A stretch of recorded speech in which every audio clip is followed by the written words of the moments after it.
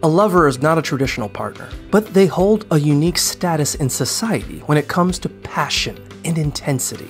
They are a sexual partner without an official title or commitment. While they are less intense and committed than a boyfriend or girlfriend, they are more meaningful than a one-night stand. The term lover can also refer to someone in an affair, but it is mainly used to describe someone with whom you have an intense sexual relationship. Unlike traditional relationships, there are no responsibilities or requirements in a lover relationship. Communication and romance are not emphasized, as the focus is solely on sex. Lovers do not have clearly defined boundaries and do not go on dates or hang out.